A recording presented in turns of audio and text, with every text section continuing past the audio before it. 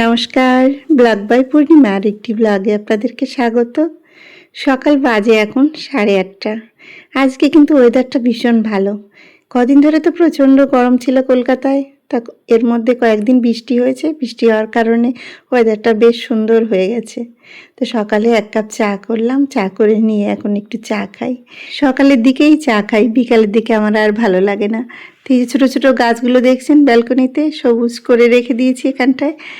আরও সুন্দর করে গাছ দিয়ে সাজানোর ইচ্ছা ছিল, কিন্তু কিছুদিন ধরে আমার আঙ্গুলে একটু প্রবলেম হচ্ছে হাতের, তার জন্য আর অন্যান্য গাছগুলো আর নিচে নামাতে পারিনি।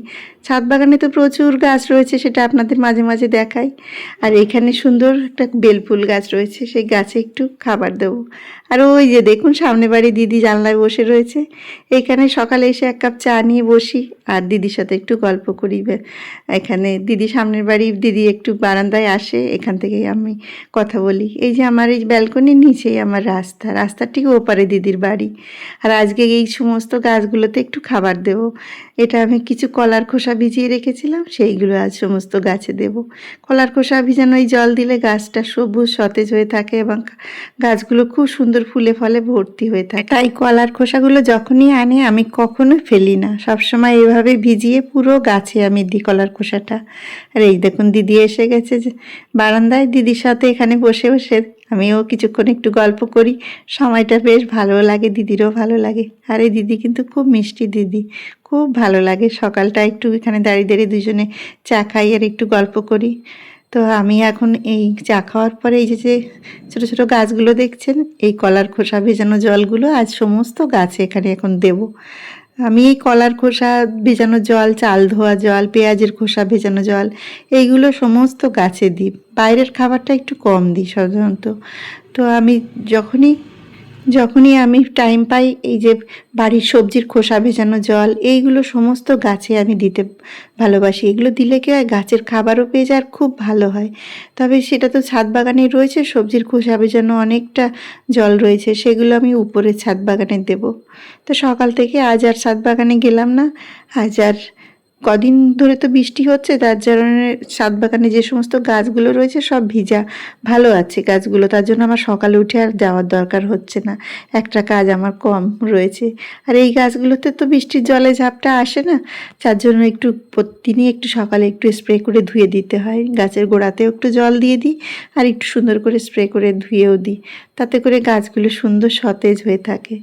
আর এই ব্যালকনিতে সামনের দিকে, আর এটা আমার পিছনের দিকের একটা বারান্দা রয়েছে, সামনের দিকেও তো ছোটো ছোটো গাছ আপনাদের দেখালাম, এটা পিছনে ছোট একটি বারান্দা, সেই বারান্দাতে রেখেছি এই গাছগুলো। আর এই গাছ নিয়ে থাকতে যে আমার কি ভালো লাগে সেটা আর কি করে বোঝাবো আপনাদের। জানি না আপনারা কেমন গাছ পছন্দ করেন, তবে আমি তো ভীষণ ভালোবাসি গাছ। তার জন্য আমার সকাল হলেই আমার কিন্তু শুরুই হয় এই সকালে এই সব গাছের পরিচর্যা দিয়ে।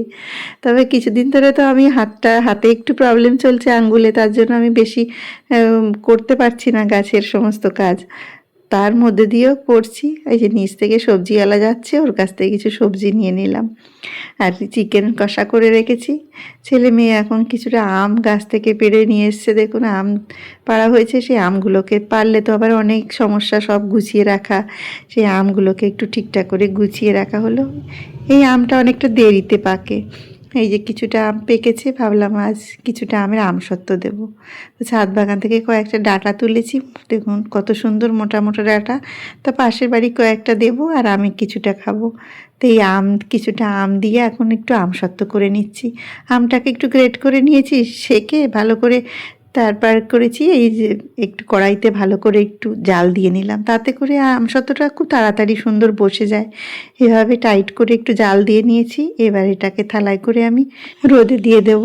এবার রোদটাও আজকে বেশ ভালোই উঠেছে, এক রোদেই হয়তো অনেকটাই টেনে যাবে। তো এই সন্ধ্যা হয়ে এসছে, এখন ছেলে দেখুন কি অর্ডার দিয়েছে, মিক্সড ফ্রাইড রাইস আর এই যে গার্লিক চিকেন এনেছে আর চিকেন পপকর্ন এনেছে। এই বাইরের খাবার তো আমার একদমই ভালো লাগে না, তো ছেলে মেয়ের তো সবসময় বাইরের খাবারই পছন্দ করে, তো ওরা এটা খাবে। চিকেন পপকর্নটা বেশ ভালো লাগছে, এটা আমি একটু খাবো। তো রাতের ডিনার ওদের এসে গেছে, আর ঝামেলা কিছু নেই। তো আজকের মতন ব্লগটি এখানেই শেষ করছি, আবার একটি নতুন ব্লগে দেখা হবে, বাই।